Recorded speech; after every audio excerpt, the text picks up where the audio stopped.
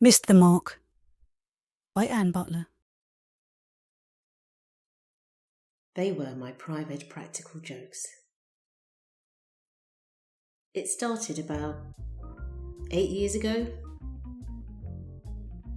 I was in the coffee shop killing time during my lunch break.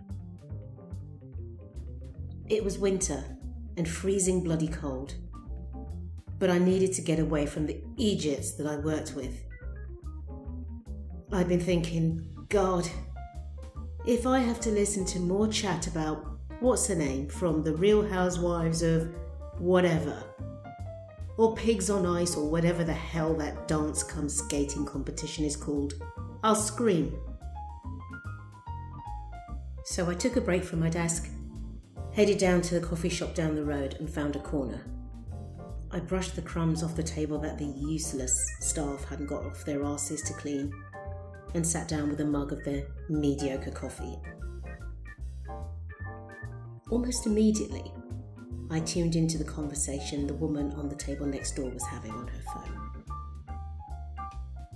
She was telling someone that her blind date was running late, and my first thought was, a blind date in a coffee shop? Really?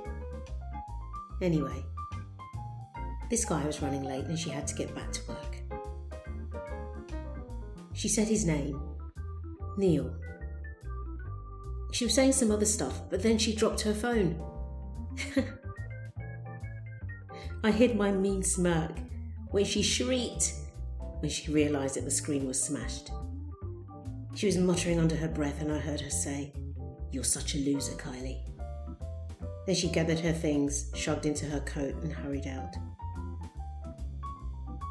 I looked around me, but no one had paid any attention. People that were there, sitting around, were either tap-tapping on their laptops or wearing earbuds. Just then, a young man came in through the door. Looked like he was in his late 20s. His cheeks were flushed and his eyes were looking left to right, trying to find his target.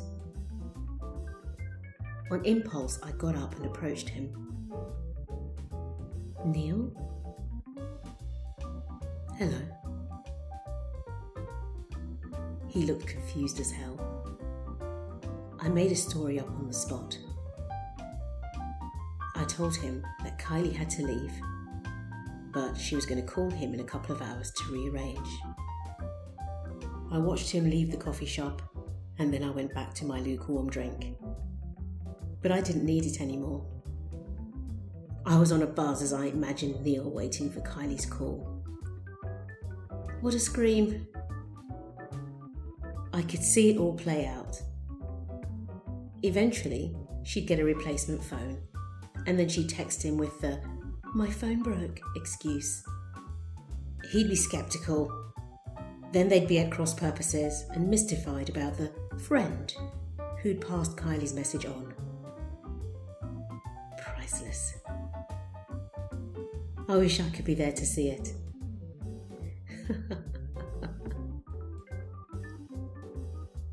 Fast forward a few years. You'd be surprised at the number of times I was able to interfere in someone's plans without being found out. And you know what? They deserved it. All those people with their loud conversations in public. It astounds me that so many people don't seem to realise, or don't care, how much of their lives those forced to listen could decipher if we were bothered to try and pull the pieces together, filling in the blanks with whatever comes to mind. After the Kylie Neil incident, I realised that I'm just the type of person who revels in that type of mischief. Yeah.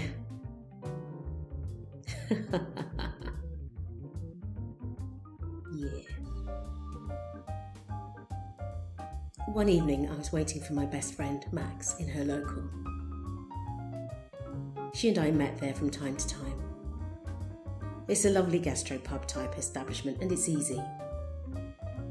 I was early, and as I'd got used to doing, I started listening out for interesting bits of conversation. The woman was speaking quietly and giving instructions. Something about a spare key.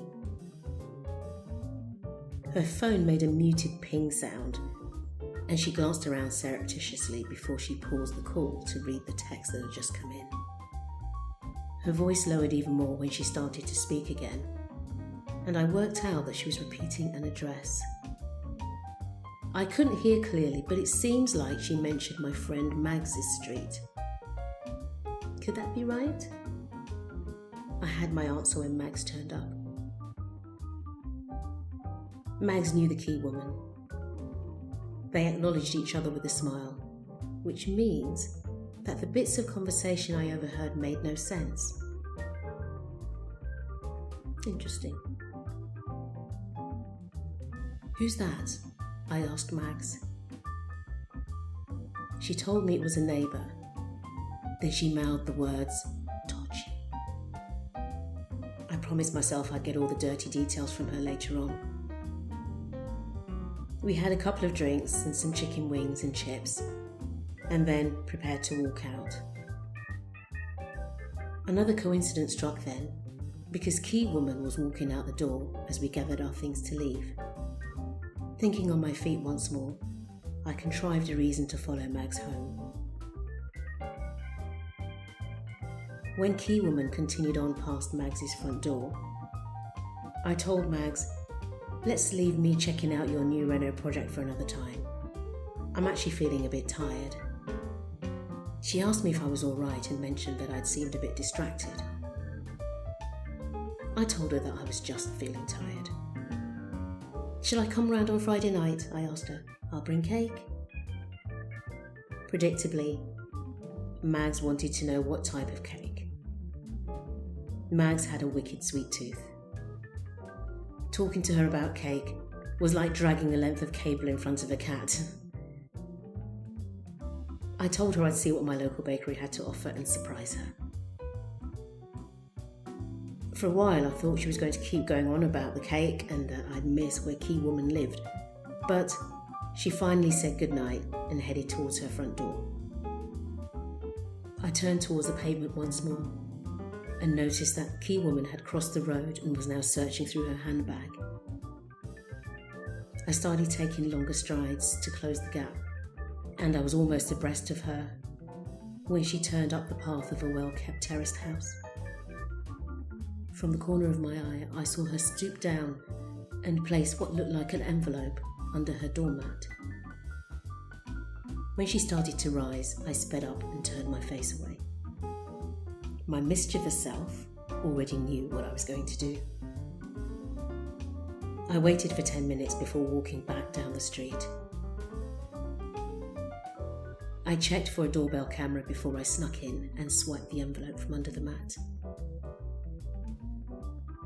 2 streets away, I checked what was in the envelope. It was a fob for a car door and what looked like a license number. How interesting. I really should find a normal form of entertainment, I told myself, as I made the long walk back to my place, during which time I dropped the envelope and its contents into a bin. Maybe I'll make that a New Year's resolution.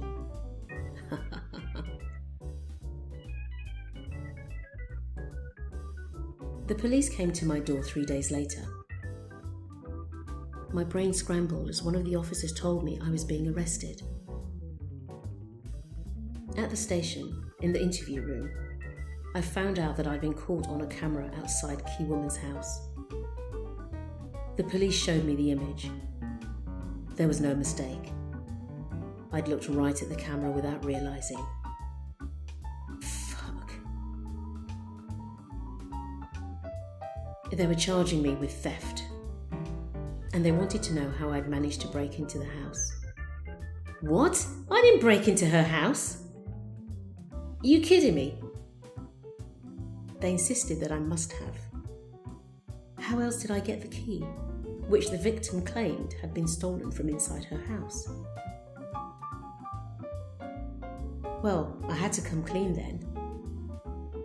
Told them what I did, and that it had just been for a laugh. They were having none of it. Well, would you? Sounds unbelievable, doesn't it? Eavesdropping on a complete stranger's conversation and then following them to cause mischief. I asked Mags to vouch for me for that night, and she tried. I know she did. But there's no getting away from that image of me on Key Woman's security camera. That frozen image will stay with me for a long time. I was up in court a few months later, charged with burglary and theft. I decided to plead guilty. Would have been stupid not to. In the month leading up to the trial, I had plenty of time to work out why that particular piece of mischief making had ended so badly. So this is what I know. I'm only one snide and cruel person in a world of snide and cruel people. Now this is what I think. I think what happened was that Key Woman wanted to have her car stolen. She'd arranged it, had left the fob in an envelope, and stuck it under her doormat for whomever was meant to come along, perhaps in the early hours of the morning, or when she was at work the next day, and steal the car.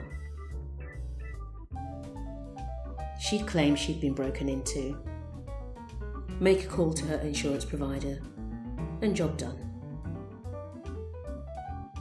But then I'd stepped in and put my clever self in her way. Too clever for my own good. I'd picked out a mark, but the mark found me. You've just listened to List the Mark. The story was written by Anne Butler. Please hit the like button if you enjoyed listening, and subscribe to the Book Griffin channel for notification of new episodes. Please note that no portion of the story may be adapted or broadcast without written permission from a member of the Book Griffin team.